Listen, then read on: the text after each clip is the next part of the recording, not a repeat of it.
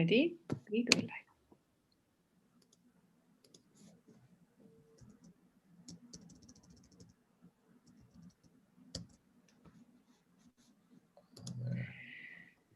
Perfect.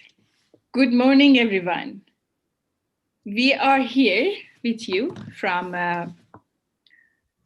the Northeast Arctic Business Incubator in Luleå.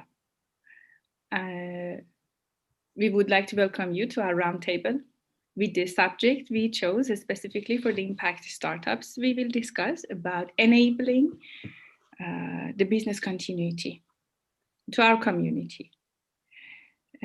My name is Leila Ashrafi, talent manager and marketing at Arctic Business. And I would like to welcome Jens Lundström, our CEO. After that, we will go around and have the discussions and introductions with our fantastic guests. So please, Jens, start with the Arctic Business. Yeah, thank you, Leila.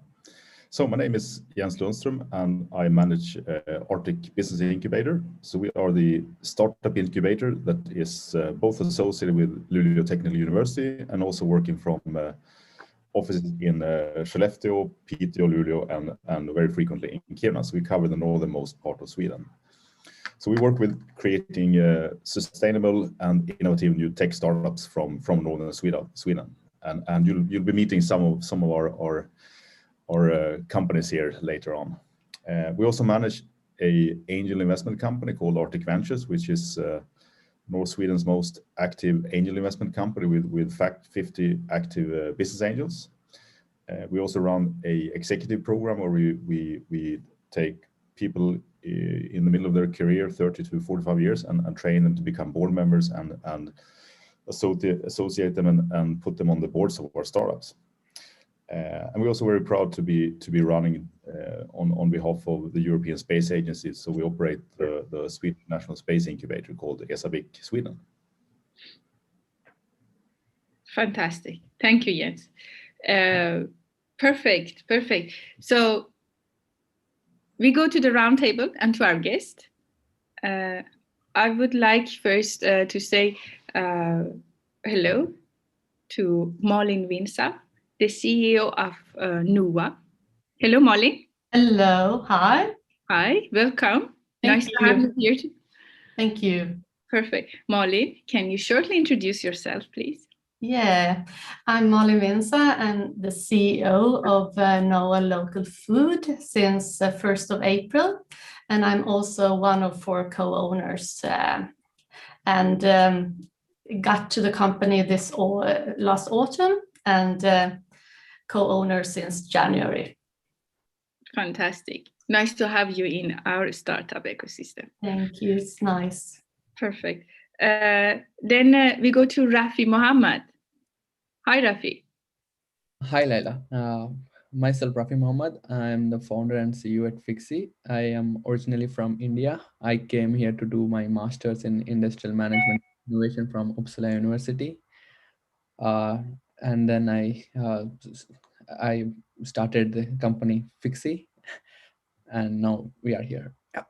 Fantastic. We will go back to all the companies and listen to the ideas. Then I would like to welcome Magnus. Thank you very much. Yeah, I'm Magnus Karlsson and I'm the CEO of Exeri. Before starting Exeri, my fellow founders and I have been working for Ericsson for a long time, working with telecom, for instance. And by incident, actually, we stumbled into another problem in another network, the power grid. So what we do today in Exeri is that we develop and sell Exeri Smart Grid Surveillance, a system that surveils our most important lifeline, the electrical power grid. By a unique surveillance solution, including digitizing of the power grid, Exeri Smart Grid Surveillance halves the time of the power outages, makes efficient preventive maintenance possible, and give early warnings for dangerous situations. Fantastic, thank you. We come back to ask more about exterior as well. Anna, please. Welcome. Hello, thank you. I'm Anna Edin. I'm head of business banking unit at Nordea in Norrbotten. So I'm head of the companies in mid-corp and large corporations here in Norrbotten. I look very much forward to this event. Personally, I have been in a bank for over 20 years, and I really like entrepreneurship. So I look forward to this, and as a part of Nordea, we are partners in this DE Digital Impact Summit. So fantastic. Thank you. Thank you. Nice to have you here, Anna. And we're also looking forward to see your perspective in our discussion.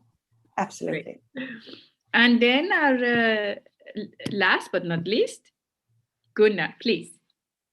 Yeah, and I am, thank you. And I am also a startup because I have joined in as a stand-in for Rolf, my fellow this morning. My name is Gunnar Jonsson. I have worked more than 30 years as auditor, accountant, and business advisor, mostly for small companies, but also as startups. I work occasionally with Anna in several cases. I have worked for many years for PricewaterhouseCoopers, and since 2018 I am at Grant Thornton, who is a partner in the Impact Summit. That's about me. Great, Gunnar. We looking forward also to see how we can challenge each other today. Perfect. Before we jump to our questions and discussions, I would like to review only the definition of an impact startup here, and also the three main questions that we will hopefully cover them by this discussion, and then we summarized with that as well. Going back to the impact startup, there are so many definitions for that. But mainly it's about the startups that are not only is contributing to the economy, but also have other missions and other aspects. They are thinking of providing a solution that helps environment, that helps society, that will bring sustainability to infrastructures. And it's actually going back to what United Nations global goal have set for us on Earth. 17. So that makes startups going to this journey even more special, and that's our focus today. The three questions we will support is basically about the challenges you startups have, and what will be the message to the investors at the end, and how we can inspire our the traditional industry. Cool, perfect. At the end, when we are done with our discussions, we are open for questions as well. So we would like to ask our audiences, if you have any questions, put it anytime, and we will come back to that at the end. Good. So going back to pitch the companies, we start again. Please, Malin. Thank you, Leila. So Noah Local Food is a new marketplace where consumers can buy their locally produced food directly from the producer. So with the help of a mobile app, both Android and iOS, we make it easy to find and buy locally produced food. Since we remove a third party, the producer retains a larger part of the value of their products at the same time as they reach a larger market and receive a fully automated flow with products offerings online, payments and accounting. And thanks to our collaboration with the logistic company Svensk Hemleverans, we can offer home delivery in urban areas. So everyone wins on using NOAH, consumer, producer, and environment. That's us. Thank you, Molly.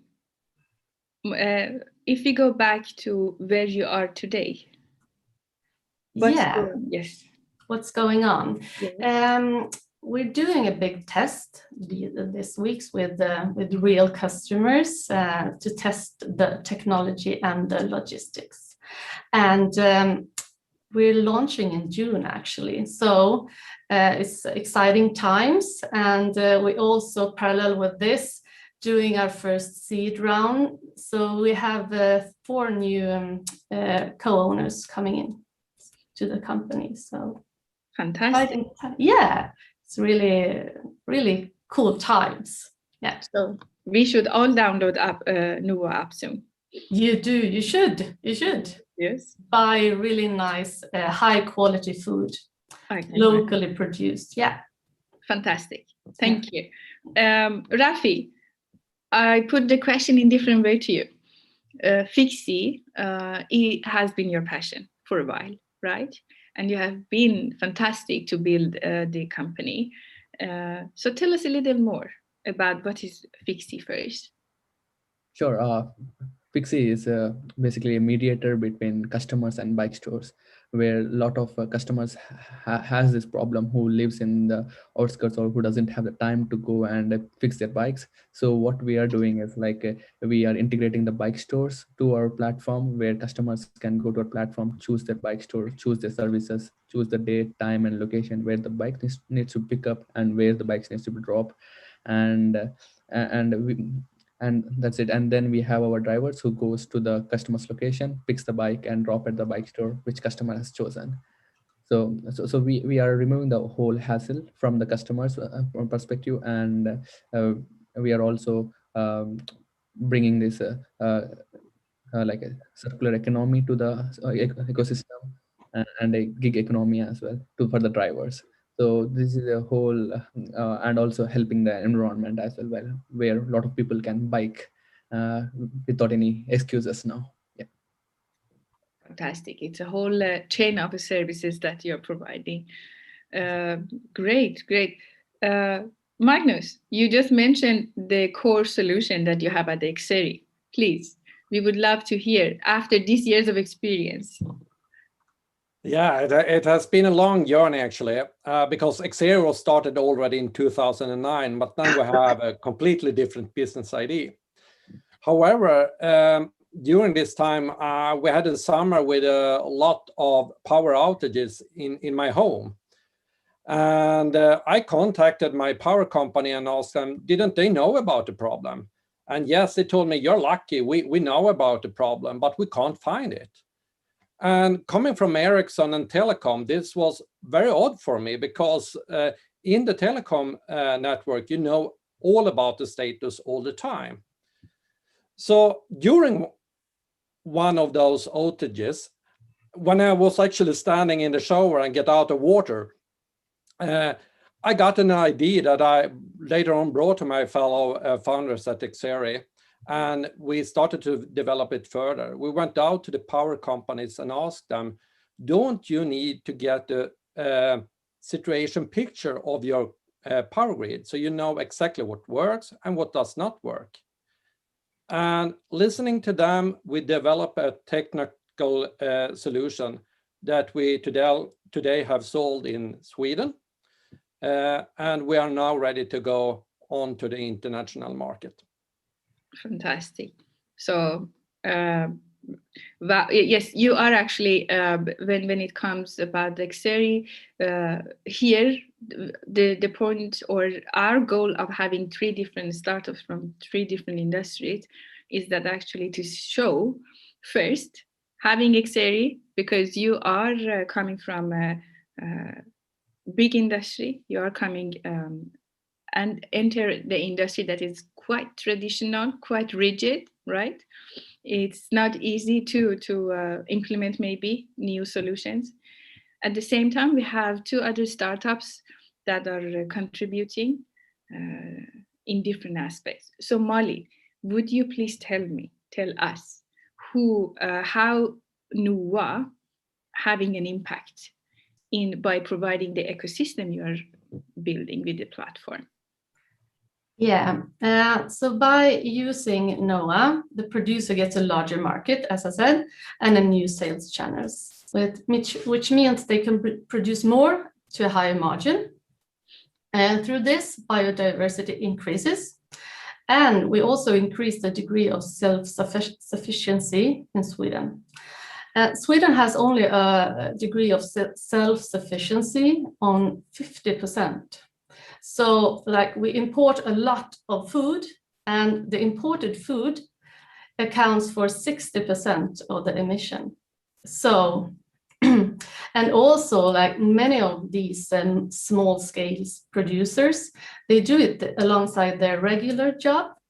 And through NOA, they find a new marketplace, and they can easily enter the market and hopefully increase production and live on their business. So we increase the self-sufficiency through this service. So we are actually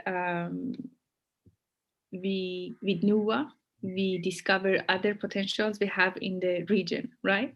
Yeah, yes, and the producer can produce more, and people get more and more aware of locally produced goods. So here it is. You can find it in the app. Yeah. Anna, you have a question to Malin, right? Yes, absolutely. I love this idea, and it has also been very actual during this pandemic that we have to produce more food inside our country. And I have a question to you, Malin. Is it the local produced? Is it just from Norrbotten, or is it from a bigger area? No, people in Norrbotten can buy goods from Norrbotten. And when we expand to Gothenburg, people in Gothenburg can only buy food from Gothenburg area. Okay. So yeah, so you only get to buy food that is produced in your area. Okay. So we don't transport the product so long. So it's good for the environment. Okay, fantastic. Yeah. Thank you. Thank you, Anna. Rafi, coming back to you. I remember we had this discussion when you entered our incubator with a lot of ideas you had. You were trying to discover different possibilities to not only build your platform, but also getting other potentials from different suppliers into the platform. So can you explain the ecosystem that now you have implemented, and then the future you have? Sure. Yeah, absolutely. Right now, what we have is like we have like a lot of bike stores on our platform. Like we are right now in 6 cities in Sweden, and we will be expanding to more 10 to 12 cities in Sweden, and then expand to Europe. But what we are doing is like we are bringing a complete circular economy here. When customers makes an order, the bike store gets a revenue increases the revenue, and once the bike store increases the revenue, then the supplier who supplies the spare parts gets more orders, and this is a complete whole chain. And whenever there is an order, the driver who picks a bike and drops a bike, he also gets a kickback on every order he picks up and drops at the bike store. So we are here making a complete chain of circular economy, and which also gives a good impact to the society, where a lot of people are biking because of this. And like we had an immense response in last 60 days, where more than 3,000 people had made an order through our platform and across all the cities. And like most of the people like this service. Like for example, they have these cargo bikes, or they are living apart from the city outskirts, so they need this kind of service because they can't drag their bike or bring their bike for 1 hour or 2 hours. So we help them to make them ride, and this is something like people like it. And also statistics which says like more than 15 million bikes are dumped every year, and because like they don't want to fix their bikes, instead they want to buy a new bikes. And we want to make this changes, like we want people to fix their bikes rather than buying a new bikes, which in place like buying a new bike is a resource wasted, and like a lot of things are wasted producing a new bike. So we want people to fix their old bikes more, and it's very good for the environment and also for a whole ecosystem what we are. Yeah. Exactly. If I summarize by now about Nuva and Fixie, we see here the pattern of also your solution will have an effect or in change of the behavior, right? So that means in the long run, maybe after a generation, we see how big is the effects of these solutions. Yeah, I can say like this industry hasn't been changed or it's like into digital for at least like all these years, and this is a very old industry and very big industry which we are right now. So like there are the bike stores who partner with us are doesn't know this system, but we are making them to learn the system. There are like so old people, but they are very used to it. Like I get a response like, hey, at the beginning I thought not to use this, but now it's so easy that you guys are doing something amazing, they say. Like it feels very good because they are getting more bikes, they are increasing the revenue. So it feels good for company as well. We are bringing That's fantastic. That's really good when you see that the customers or the users of your solutions are having such a feedback. Magnus, your part is a bit different, right? Okay, where do you see the most, because you have also ecosystem of providing a service. There are multiple people who get the benefit, not only electricity providers, but also end users like us. My question is that where do you see the impact exactly? The most, I would say. Yeah, this is important because in the beginning we thought the most thing that we did was that, of course, we saved time and money for the power outages, and it was possible to provide a better power grid for the society. We really need a power grid. But then we started to realize that we could do much more, because we now have a report from NCI that indicates that we can save up to 25 megatons of carbon dioxide equivalents by 2030, when this is implemented in several places in the world. And that corresponds about to half of what Sweden produces today. And that is just in the saving by emissions during troubleshooting the power grid. On top of that, we see that we can, with our system, we can help to prevent wilderness fires that release enormous amount of carbon dioxide and do a lot of other harms. And after that, now we have started, it becoming increasingly clear that the ongoing society transformation towards green energy will place completely new and tougher demands on the power grid. And we know that our system is a natural basis being able to handle this efficiently. Because who would accept that your new car, electrical car, is not charged in the morning when you're supposed to go to work? We need to know how the electric grid works. We need to know the flows and loads of the electrical grid, so we also can bring the new renewable energy resources into it. So we realize that we do more good than we knew in the beginning. That can get better than this, right? Okay. Now we want actually to discuss two different challenges here. One challenge is that you as a startups generally, yes, there are challenges. As an impact startup, there might be another level of challenge as well. So a question to all three: where do you, when you started to launch your solution and platform, or providing the, like, coming with the concepts and things, where do you find the most challenging part? Malin, you have been working with producers on the back. Where was the challenge for you? Yeah, first of all, the challenge is that producers are not really used to this kind of service like NOA provides. So a big job has been to educate them, like to digitize the whole industry, because they're not really used to this kind of technology.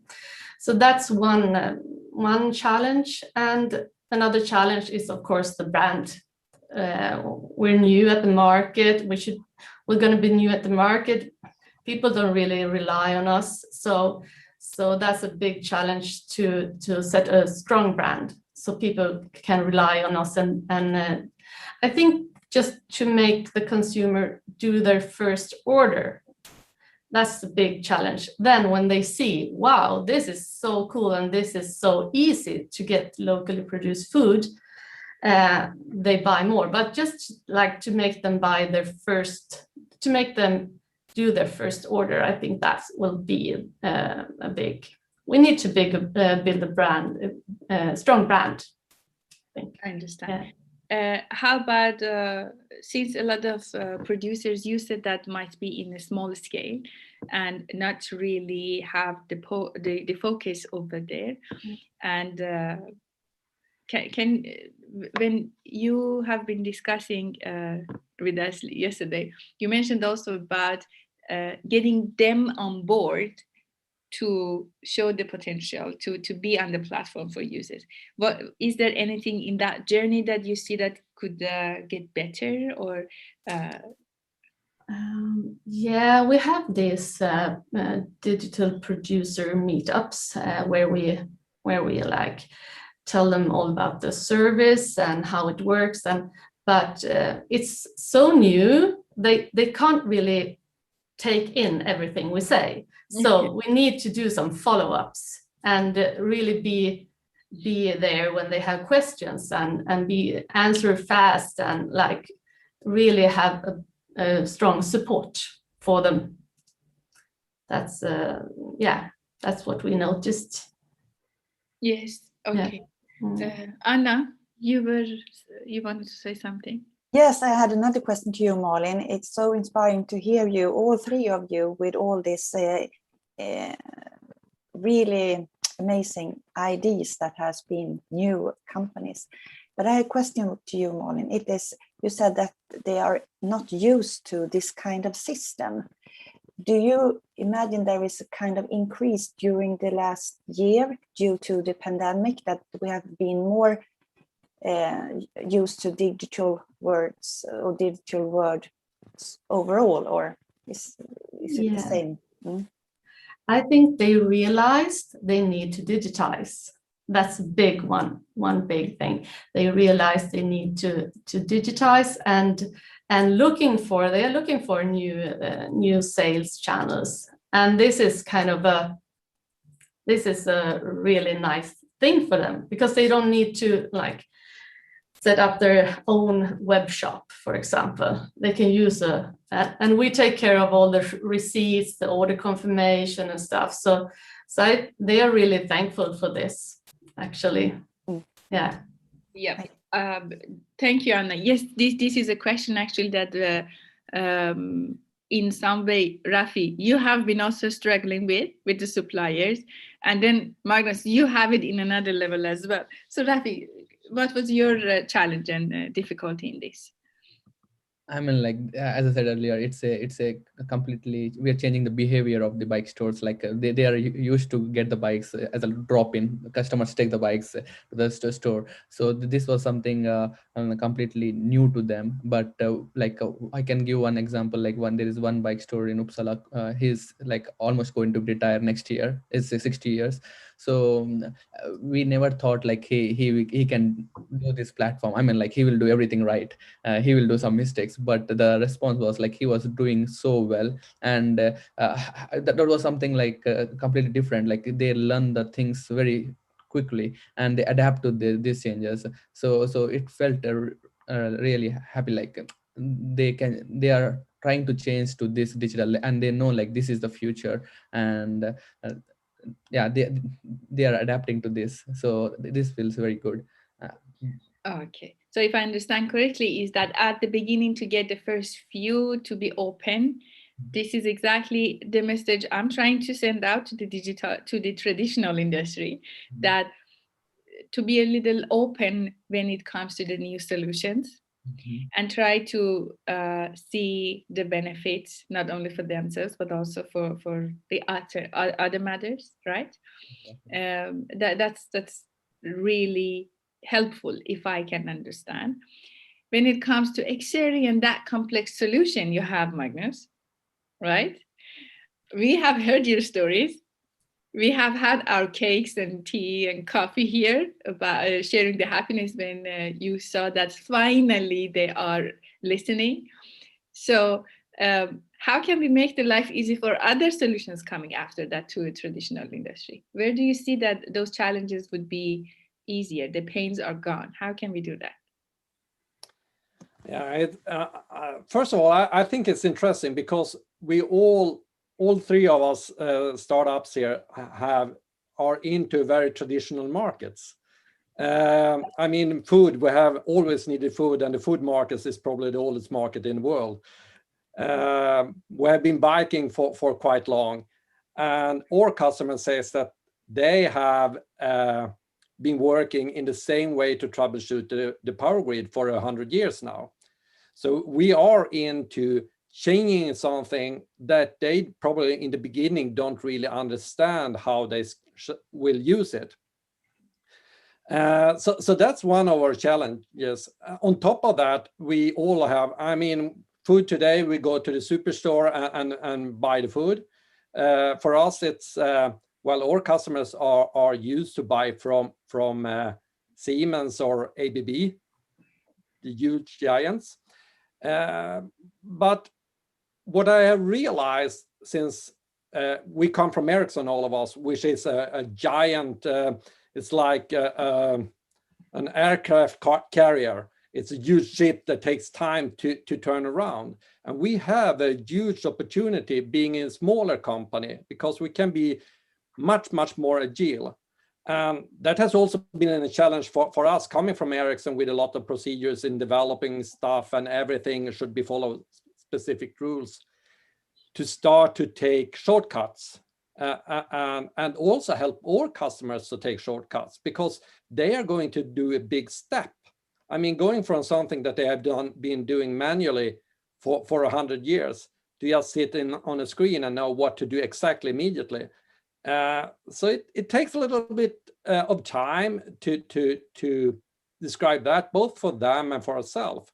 So it's good, I think, to sit down and think, put yourself in their situation, what's going on, and how can we convince them that this is faster, easier, better for everyone. All right. So understanding the solution, simplifying the solution is something that the startups maybe should work on it to make sure that they are communicating about the values quite directly. But then from other side, the openness of the market, everything from that perspective will also help. Yeah. So we have another challenge here as well, which goes back to the investment. Not only as the seed money, but also every step. So my question to all of you now, Anna, Gunnar, you're also, why investors or financiers should pay attention more to impact the startups? What makes it different? Malin.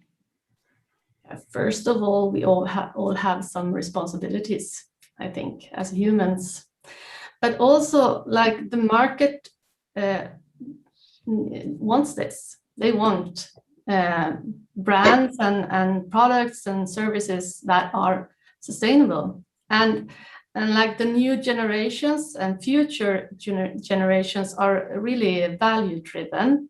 Yep. And like they demand that you are sustainable.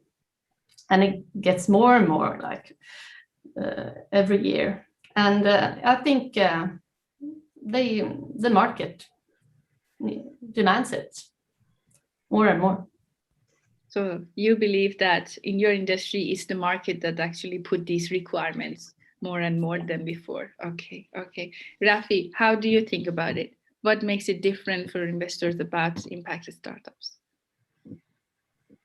I mean, like they see this as a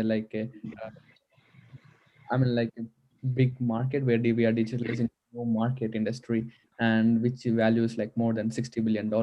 And they see like how we are making a change in the company ecosystem. So they feel like this is something they are helping for all the stakeholders who are involved in this industry. So like this could be something huge for them, like a huge thing, like because from one marketplace they can reach out to lot of other stakeholders. So I think like I completely agree with Mali what she said, like everyone as we are humans, we are have the responsibilities.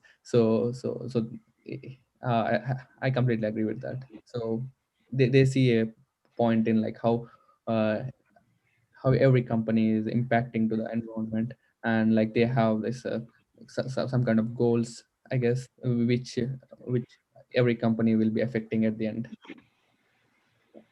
Okay. Yes. I also this is very important to go back all the time, have the touch base with those who get the benefit, of course.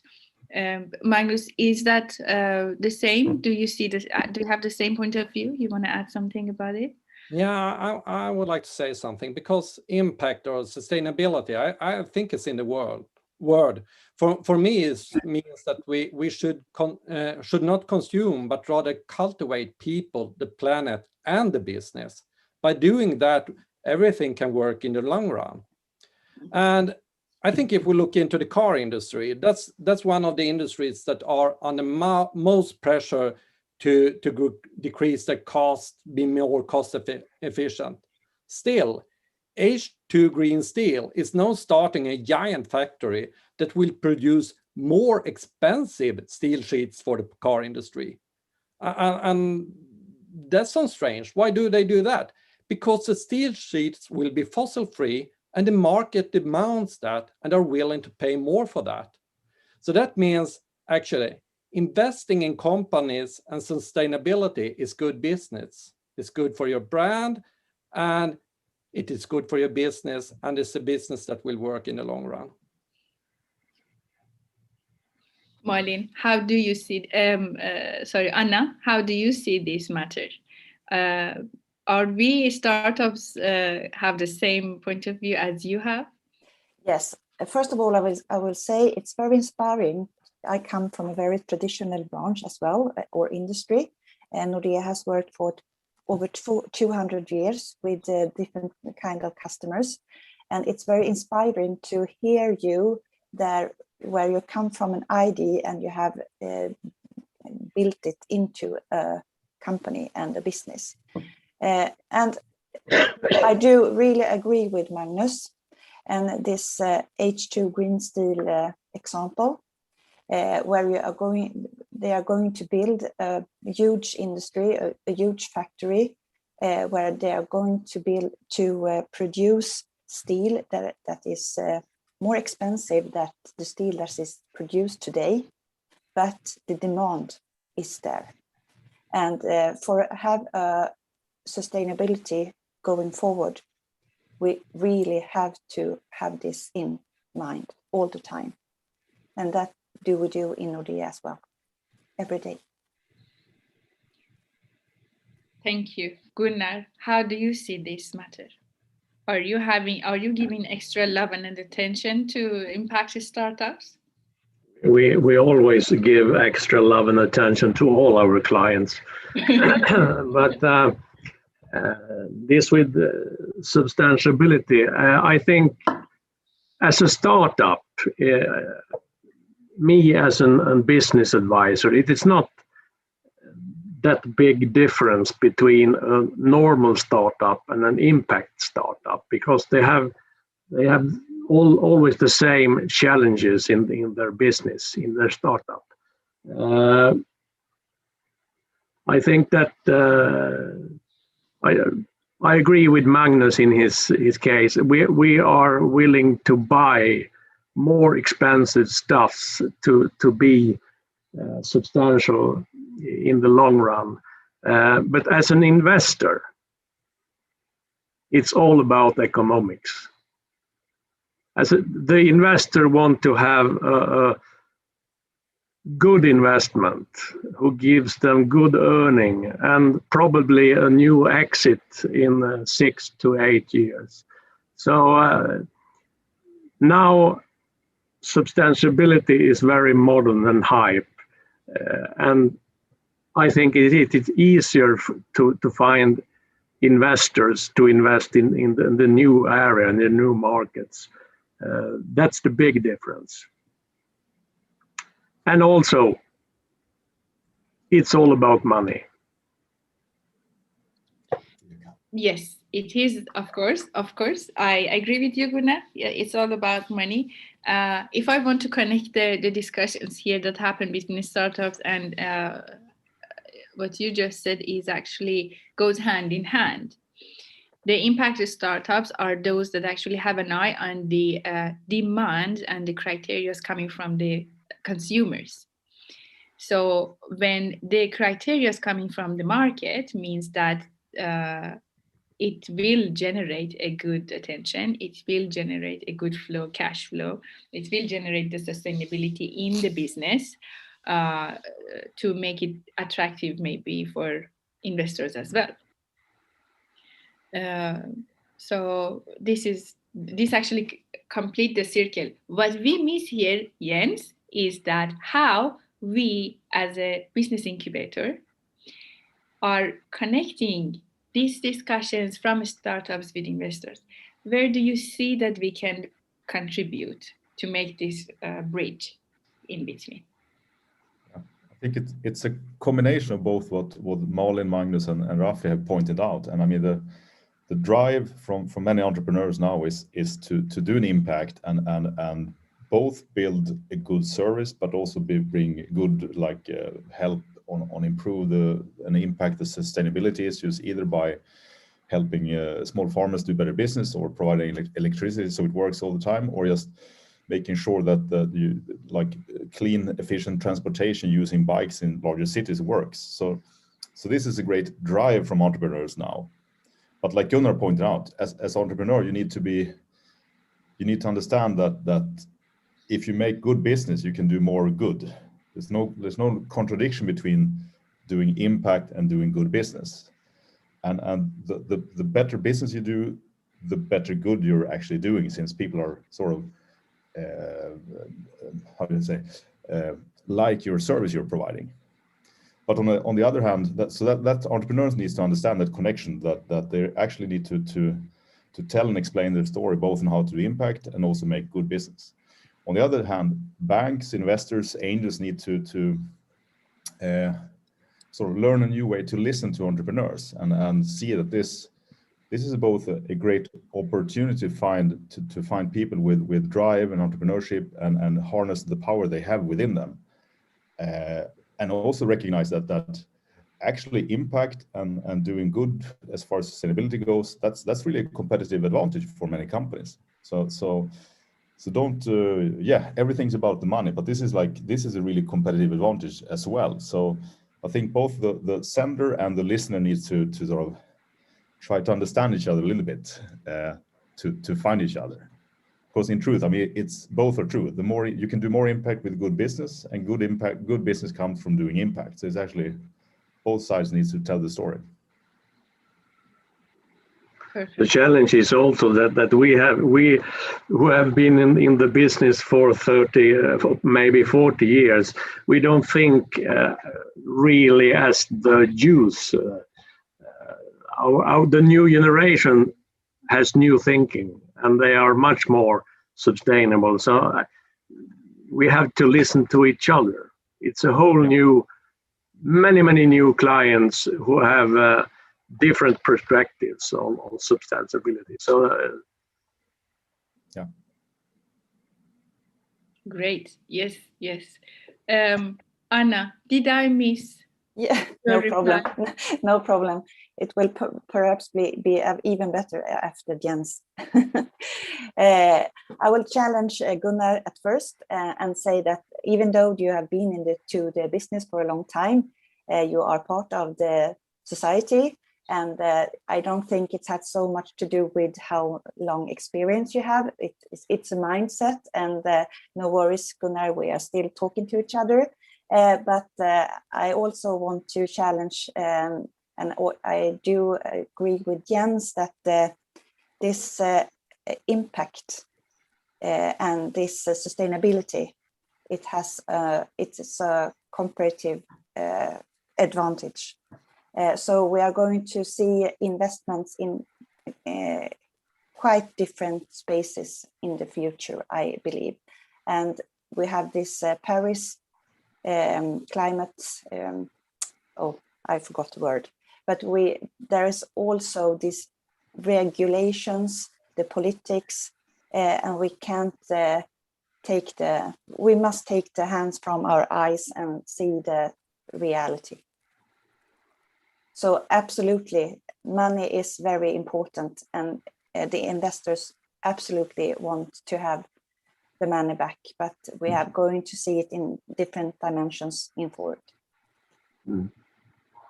Magnus, please. Yeah, for us, this is really important because we are into the power industry, and in Sweden we think electricity when we talk power, but we are also talking to big oil companies, and they realize that they will not do business for that much longer in the oil industry. They are turning to renewable green energy actually now. And that's really interesting to see how those big, huge oil giants starting to request green electrical energy. And they understand that this is the only way for them to do business in the long run. So yeah, just something for the investors to think about. To start to invest in something in oil today is a bad idea because they are doing a transition right now. It's better to go for the sustainable solution in this case, because that will be where we can do exits in the future. And it's not 100 years away. I think in the next 5 years, we will see that if you're not sustainable, you will not do any exits from startups. Fantastic. So somehow, if I summarize what you just said, Magnus, is that it's good to have even longer vision, not only as an entrepreneur, but also as an investor. Where do I want to see in the future the growth is happening? Am I contributing to the growth, or am I contributing to something that might not be sustainable in the long run, right? Thank you. We have a long list of questions yet, but I'm thinking that if we go to some of the questions that actually goes back to startups, that might be good.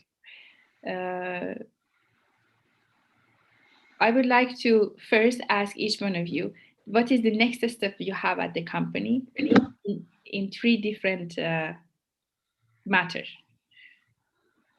In the market and business, in your team, and in finance.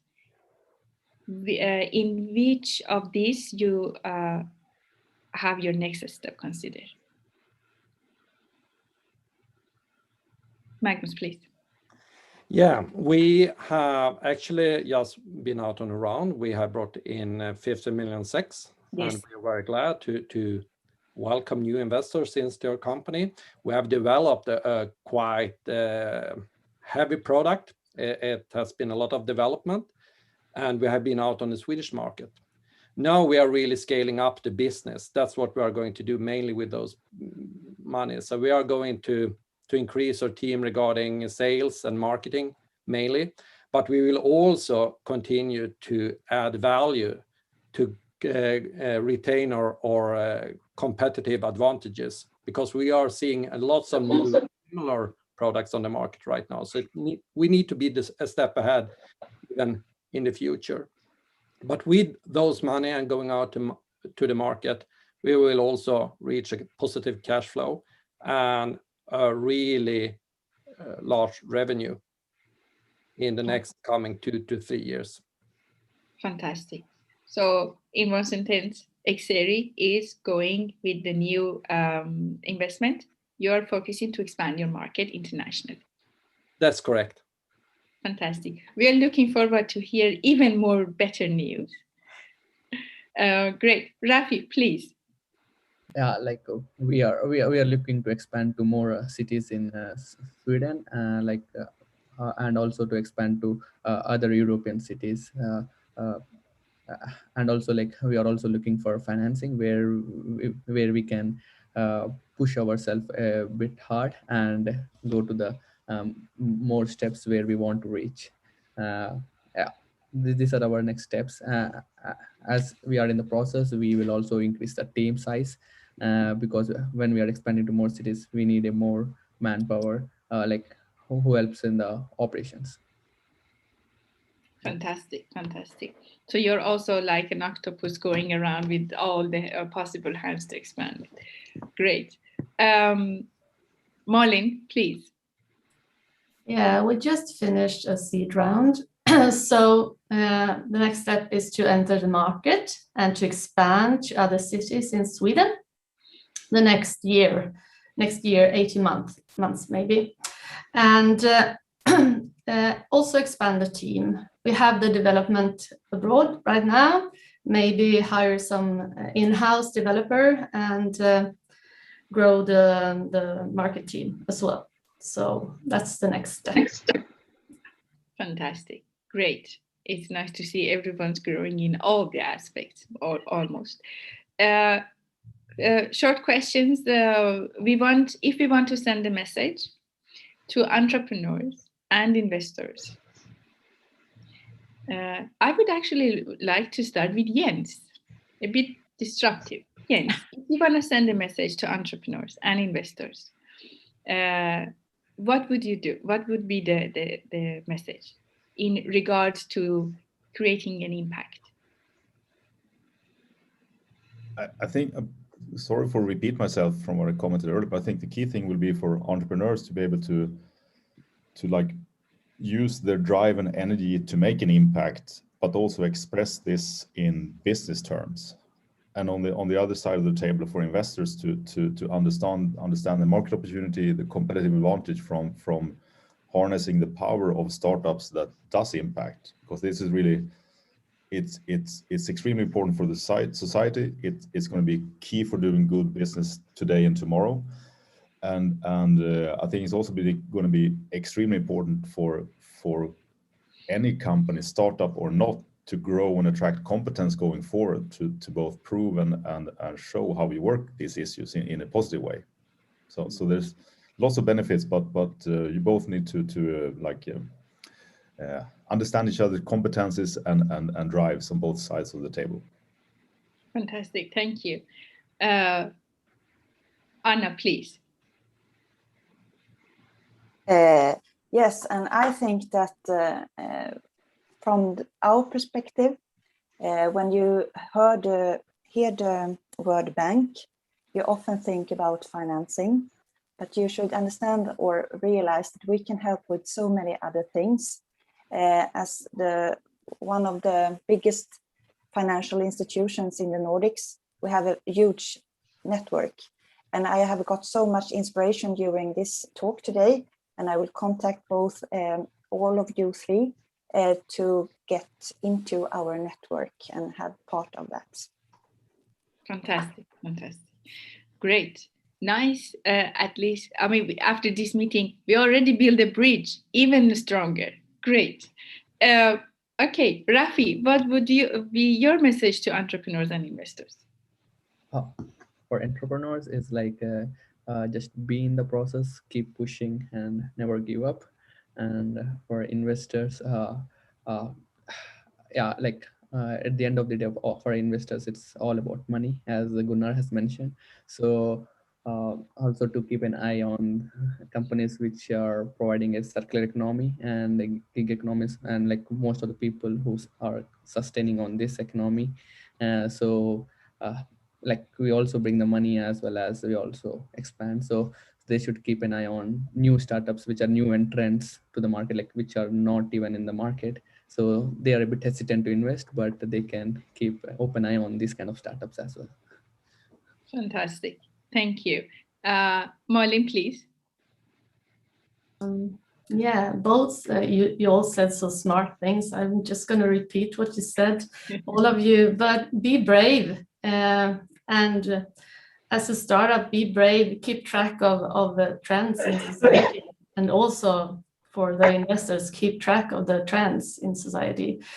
And as a startup, work hard and show the investors that you can make money on impact businesses. So, but you all said so smart. I agree with all of you. So that's my contribution. And Magnus, please. Thank you, Molly.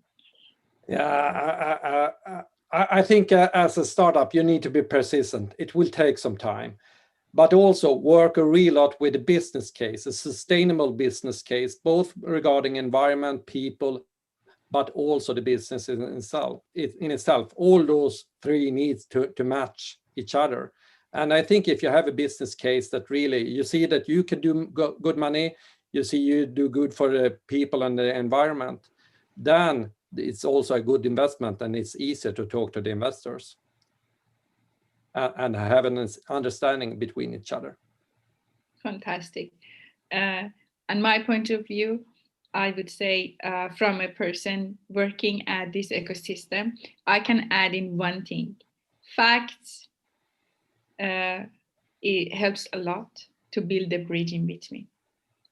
Those that are coming, ideas that are actually having a solid backbone, supported by facts, by numbers, statistics, studies, are actually make an impact how investors are looking at the idea as well.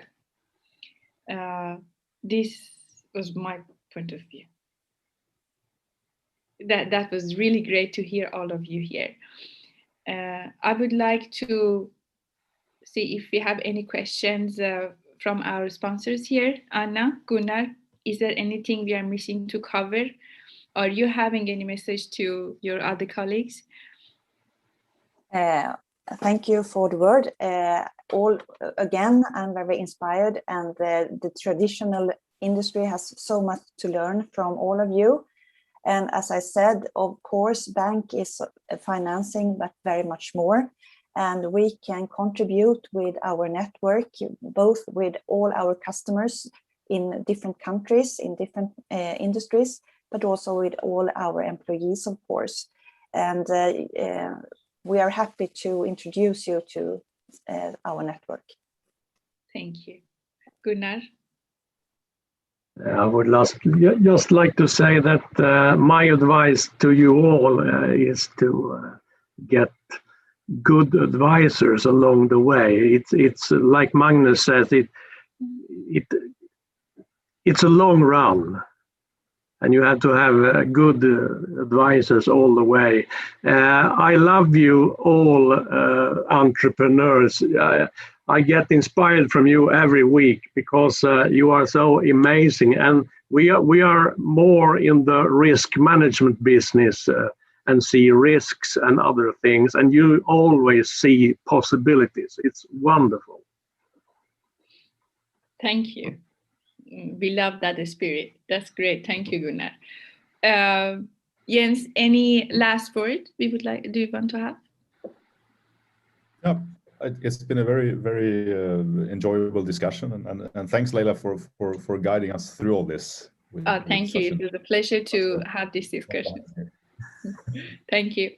The summary after this, in 1 minute, we close the session, and we, as a moderator, we go to the mainstream main channel, and then I will summarize the discussions we had. So the last word will be that becoming a social or impact startup has a lot of advantages for employees, for the company, for the society, for the environment. It has never been better time to start this journey. So the message will be to enterprises, to all the startups. We call them all in to practice this together, to create a better future for everyone. Thank you, everybody, and I hope to see you all again in person. Yeah. Thank you all. Thank you. Take care. Thank you. Bye. Good session. Thank you.